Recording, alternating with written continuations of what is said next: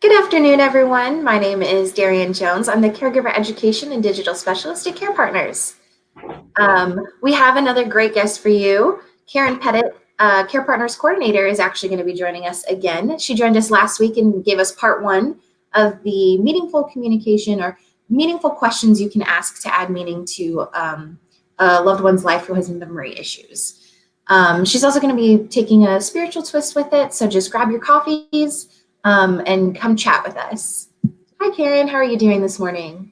Hi, good. Welcome, everybody. And you caught me in my bedroom today, but this is where the best lighting is. So I'm excited about it. But if you watched me last week, let me know that you're here again this week. And if you're joining me for the first time, just give me a comment. I actually can see the live comments now, I believe. So just say hi.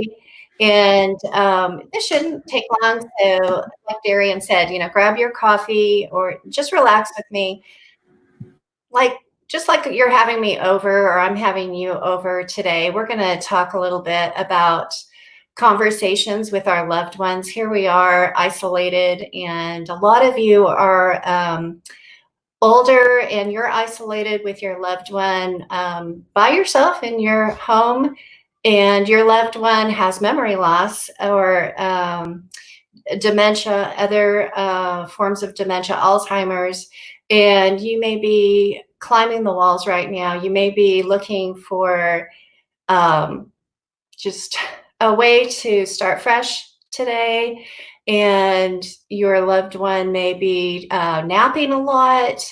You might be tempted to just sit in front of the TV. Hopefully you are limiting your exposure to the news and to media so that you can remain calm. And so let's have this conversation about one method, one model of that we can use to ask fruitful questions to our loved ones so that they can share with us stories about their childhood, about their youth, about their young adulthood.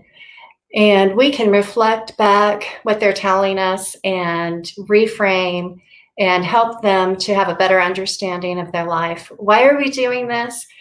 Because when we are able to talk through our lives and have more of an adult understanding of what occurred when we were a child, when we were a youth, when we were a young adult, then we can, in our older age, have more acceptance, and thus, through that acceptance of our life that we lived, the people that we were around, the relationships that we had, then we can have peace and a feeling that and a knowing that we lived the life that we were supposed to live. So for today, I'm going to be using a couple of books. For the first one is called the Handbook of Structured Life Review. And here it is, if you can see that. And this book was written by Barbara and Barrett Height. And they actually talk about going into nursing homes and other care facilities and having groups where people would review their life stories. And they are the author of the questions that I'm going to be giving you today. So that is the Handbook of Structured Life Review. They have based their book on Erik Erikson's Identity and the Life Cycle. And you're probably familiar with Erik Erikson. He was an expert in human development, and he authored and theorized the 8 stages of human development. And you probably studied that in psychology. He talked about how as we go through our life from infancy to old age, we pass through a chronological development ladder. Each one is dependent upon each other, and we need to traverse each one successfully in order to move on. And so last Friday, we covered the first 4 stages of the 8, and that basically covered childhood. And so Now we're going to be talking about the rest of life. And so hopefully by going through, we're going to listen to our loved ones. We're going to ask them stories about ages 13 through the age that they are right now, and reframe, we'll ask good questions, have them tell us stories that they can remember about those times and answer to those questions. And we're going to praise their achievements that they made. We're going to reframe any disappointments that they might have.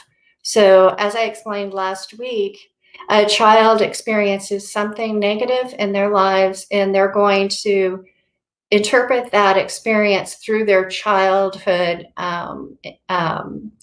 way of thinking. They're still not mature, and they can't really see why something like that would occur. So they have feelings that they may have kept through with them all throughout their lives, and those feelings may be affecting even how they're feeling now at age 85.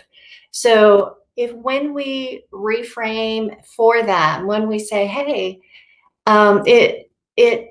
let's process this again. You may not say that out loud, but let's process this again and look at it with an adult mind. Then it can help give them a sense of closure and help them to move on with life and with their emotions that came along with that. Now, you all, you're probably taking care of your loved one with dementia. If you're watching this, you're going onto the CarePartners site.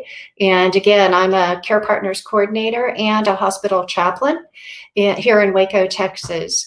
And so I have a lot of conversations with different types of people, including people with dementia. So I want to cover how we're going to change that a little bit with our conversation. Remember that, first of all, our facial expressions give away so much. What we communicate to someone with dementia, I would say more than 50% is from our facial expressions. And so if we are listening to our loved one, remember what your face is looking like. Is it looking stressed? Do you look anxious, worried? Try to change that. I was reminded this past week, I was working at the hospital, and a nurse called me and asked me to come visit a patient who was experiencing anxiety and negative feelings.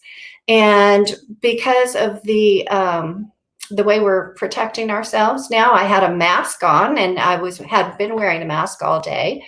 And I visited this patient and just kind of forgot about my mask. The patient had dementia, and I marveled because usually someone that I am talking to, I'm able to calm down. This lady was continuing to be anxious even during our conversation. And so finally, I had my sense of space, but I removed my mask. And the moment I did that and I smiled at her and encouraged her to talk, I actually asked her the questions that I talked about last week with her childhood. And she was able to relay stories about her childhood and change completely her demeanor, and she became much more calm. And so pay attention to that. Also, remember that when we're asking someone with dementia these questions about their past, don't worry that if you don't think that they are factual or completely accurate. We're really looking for feelings and emotions more than facts here. So don't worry about that. Also, in talking to someone with memory loss, you may need to be helped by stimulating the senses in some way, cooking, music. Molly Ann, who was watching last week, had suggested that music would be helpful, and that is so true. If we play music from their 20s and 30s, or from these times that are significant and are surrounding our questions, then that will take them back to that time.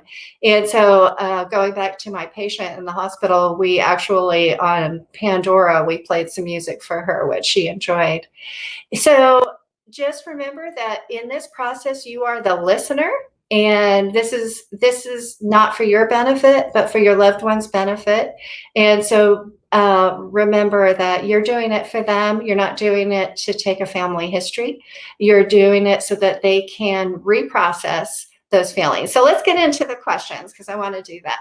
So we went all the way up through childhood last week, as I said, and now we're going to cover Erik Erikson's final 4 stages of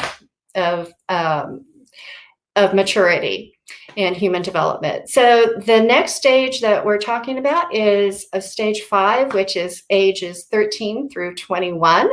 And during this time, this grueling time for a lot of us, Erikson identified it as you either gain an identity or you have role confusion.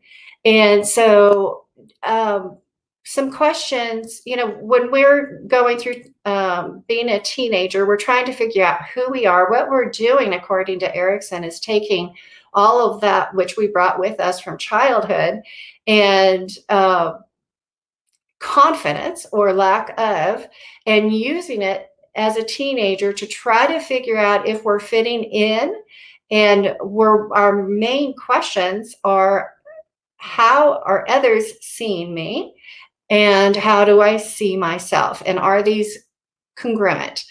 So some questions that you could ask your loved one are, how did you feel about yourself, Dad, as a teenager? And maybe he can give you some stories. Did you belong to any cliques or groups? Did you feel popular? How did others see you, and how did you see yourself? And you're trying to get an idea of, did they feel really part of a gang or not? So just personally, and just to be vulnerable, because that's a good thing to do. I remember feeling in high school like I really didn't fit in with the popular group, and that is a feeling that I know I have carried with me. I put a lot of importance on being part of a group of people. I love relationships, and I love having a group of friends, for example. And so I remember feeling the lack of that during my teenage years. So that's something that I will need to be aware of as in living my life now. So anyway, the next stage is ages 21 through 39. And if we have come to this age, 21, early 20s, with a real sense of identity, we have started a career or working towards a career, and that will be very helpful in now taking who we are and fusing it with someone else. Erikson said, one of his quotes is, "The condition of a true two-ness is that one must first become oneself." And so this is important at this time. And we need to be able to love. We need to be able to work well.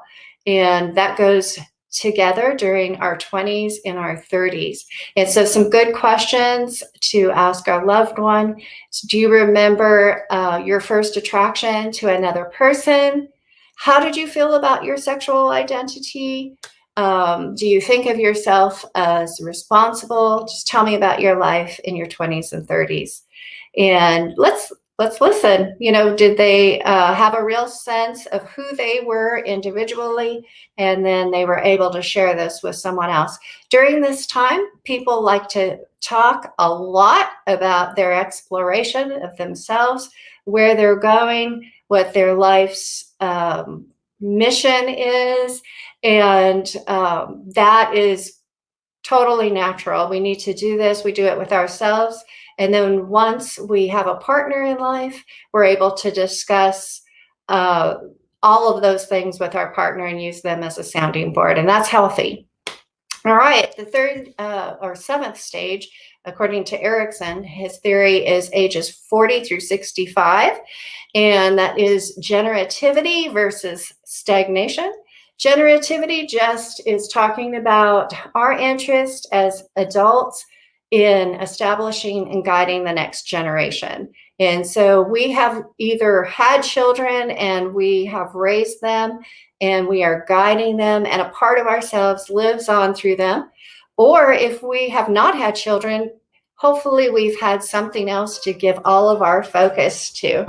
And so we may have had a career that we focused on that we see as significant and helpful for the next generation. Erickson said that the antithesis of this is stagnation, and that is just someone who is self-indulgent and not able to be thinking about what they're passing on, what wisdom that they have to pass on. So here's some questions that you might write down.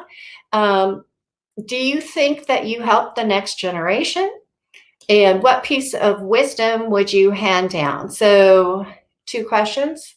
Finally, the 8th stage, according to Erickson, is 65 years and up. And that is ego integrity versus despair.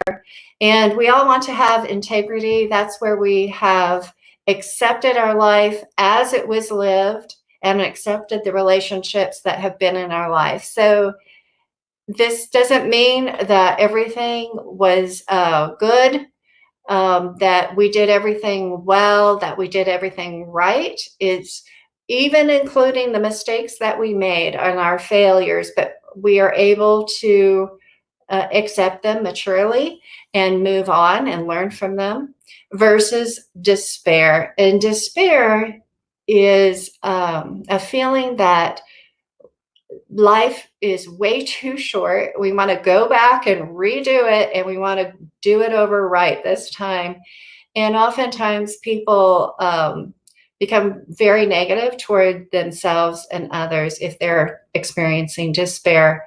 Now, if we can take our questions that we have talked about and ask our loved ones this and help them to process again, to have a sense of closure, and to reframe their experiences from their childhood, from their youth, from their young adulthood and on, then perhaps we can help them in a small way to gain that integrity that they've been searching for perhaps their entire life, and to have the peace that they need in order to move on and to face death in a positive way, and to know that they've lived a good life, the best life that they could live, and that they will live on through others in different ways. So anyway, I think that's all interesting. I don't see any comments on there, but that's okay.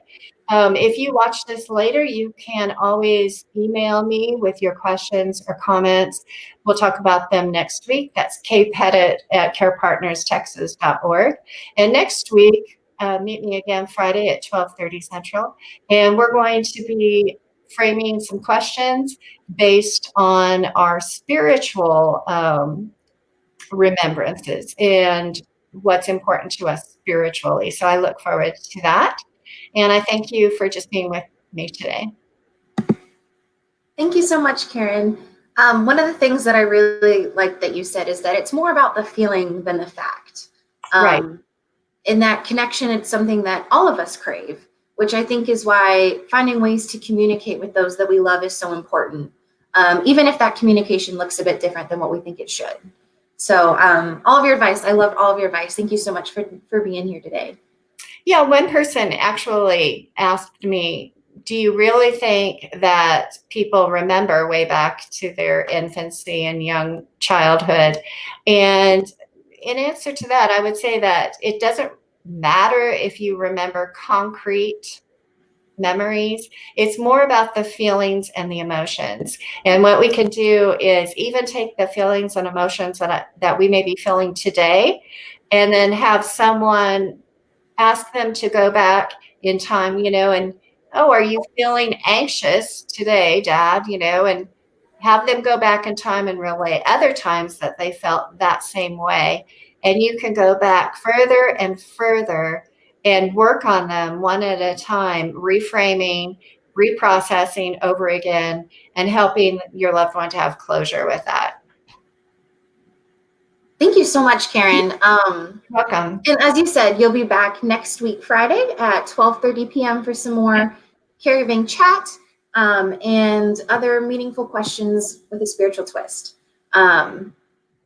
We really appreciate you being here. Thank you. Thank you for letting me do this. All right. So we are going to take a break with these live segments for the weekend, but we'll still be uploading. So uploading content. So be sure to follow our Facebook page, our Instagram, and our Twitter at CarePartners Texas. We will also be doing some more segments next week. So be sure to check back then. And I also wanted to remind everyone that during this time, all of the Care Partners in-person events have been suspended. But we are offering a call teleconference Common Ground support group twice a week. So you can get some more information about that at carepartnerstexas.org/find-help/common ground. Thank you guys so much for being here. And if there's any topics or things you'd like us to cover, be sure to comment and let us know. Other than that, have a great weekend, and we will see you again on Monday.